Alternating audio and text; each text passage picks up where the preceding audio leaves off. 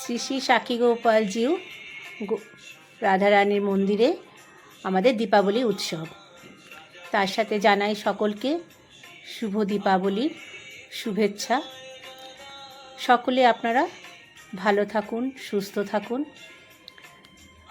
আনন্দ করুন।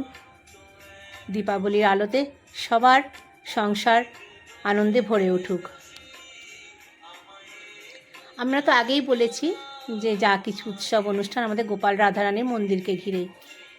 এই দীপাবলি অনুষ্ঠানে গোপাল রাধারানীর মন্দির একটু আলোতে আমরা সাজিয়েছি, যার যেমন মনের ইচ্ছা সে সেইভাবে। অনেকেই লাইট দিয়েছে, এটা বিভিন্নজন বিভিন্ন রকমভাবে দিয়েছে। আর তার সাথে তো প্রদীপ এগুলো তো আছেই, মোমবাতি এগুলো তো আছেই। এই যে গোপালের মন্দিরে প্রদীপ ধরানো হচ্ছে, সন্ধ্যের সময় সন্ধ্যে দিয়ে মন্দিরের মধ্যে প্রদীপ দেওয়া হচ্ছে। দীপাবলি অনুষ্ঠান বলে কথা, প্রদীপ তো দিতেই হবে।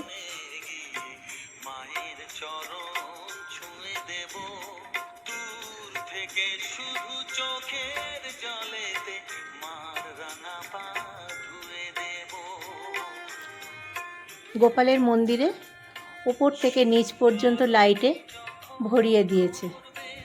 কি সুন্দর লাগছে দেখতে, মনটা একেবারে ভরে গেছে। দীপাবলি বলে প্রত্যেকের বাড়িতেই লাইট জ্বলছে, সবাই দিয়েছে। তার সাথে আমার গোপাল রাধারানীও সেজেছে। কি সুন্দর করে লাইট দিয়ে সাজানো হয়েছে, মনটা একেবারে ভরে গেছে। মনে হয় যেন গোপালের মন্দিরে এইভাবে আলো উজ্জ্বল হয়ে থাকলে নিজেদের সংসারও যেন এইভাবে উজ্জ্বল হবে। ছেলে মেয়েদের মঙ্গল কামনা করে, গৃহস্থের মঙ্গল কামনা করে গোপালের মন্দিরে বাতি দেয়া হচ্ছে। সবাই দেয়, ঠাকুর যখন আছে সব কিছু তো আমাদের তাকে ঘিরেই। কি সুন্দর করে মন্দিরটা সাজানো হয়েছে।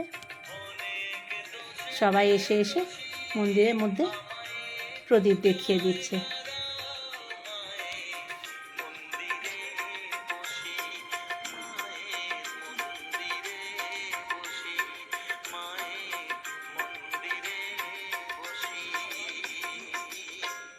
কি সুন্দর মন্দিরের মধ্যে দূর থেকে কত ভালো লাগছে দেখতে, পুরো আলোয় আলোকিত হয়ে গেছে।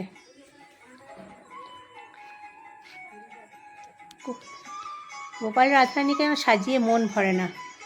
এই যে আমাদের মিষ্টি মেয়ে ডোনা কি সুন্দর করে শাড়ি পরেছে, শাড়ি পরে গোপালের মন্দিরে বাতি দিতে এসেছে। গোপালের বাড়ির মেয়ে, গোপাল রাধারানী ওর মঙ্গল করুক, সুস্থ রাখুক। মেয়ে ছেলে তো পরের বাড়ি যেতেই হবে, তাই একটু কালচার শিখে রাখাটা খুবই দরকার। শাড়ি পরেছে, কি মিষ্টি লাগছে। কোনো উৎসব অনুষ্ঠানে বাঙালি মেয়ে শাড়ি পরলে কত ভালো লাগে দেখতে। তাও ভালো, ওর মা প্রতিটা উৎসবে মেয়েকে প্রতিটা অনুষ্ঠানের কী কী নিয়ম রীতি কালচার শেখাতে পারছে, এটা তো একটা খুবই দরকার। মেয়েরা কখন কোন পরিবেশে যায় বলা খুব মুশকিল। গোপালের মন্দিরে বাতি দিয়ে বাড়িতে এলাম। বাড়িতে এসে আমার এই যে ঘরের ঠাকুর বাড়ি, শাশুড়ি মা কত ঠাকুর রেখে গেছেন, সেখানে এসে সন্ধে দিলাম, বাতি দিলাম।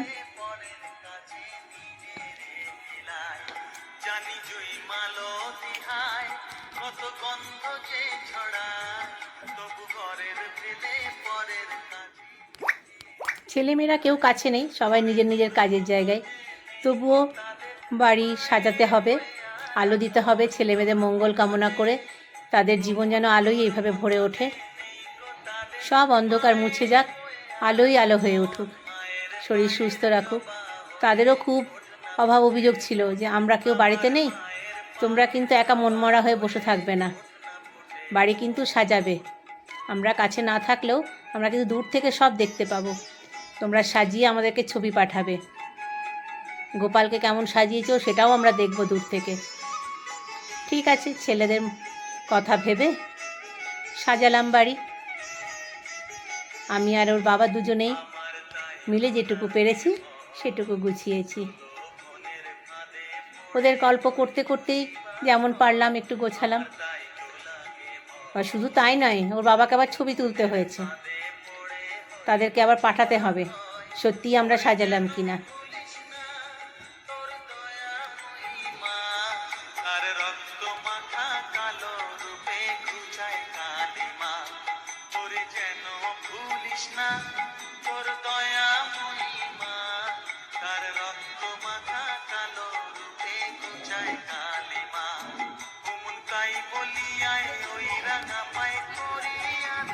এটা আমার ঠাকুর ঘরে বাইরেটা লাইট দেওয়া হয়েছে, তার সাথে বাইরেও আমরা দিয়েছি। এই যে পুরো বাড়িতেই এইভাবে আলো দিয়ে সাজিয়েছি। বলে দীপাবলিতে বাড়ি অন্ধকার রাখতে নেই, আলোয় ভরিয়ে দিতে হয়, তাতে তাদের সব শুভ কামনা মঙ্গল হয়। তাদের মঙ্গলের জন্য এইভাবে সাজিয়েছি আমরা। সব নিজের নিজের জায়গায় ভালো থাকুক, সুস্থ থাকুক। কি সুন্দর করে সাজানো হয়েছে পুরো বাড়ি একদম।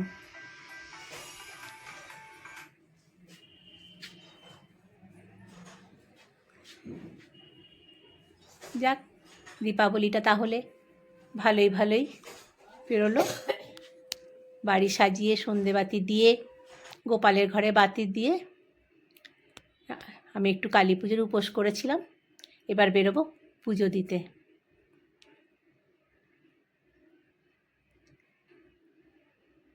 গোপালের ঘরেও বাতি দেওয়া আমার শেষ হলো। কি সুন্দর সাজানো হয়েছে, মনটা যেন একেবারে ভরে গেছে। তাহলে আজ এই পর্যন্ত।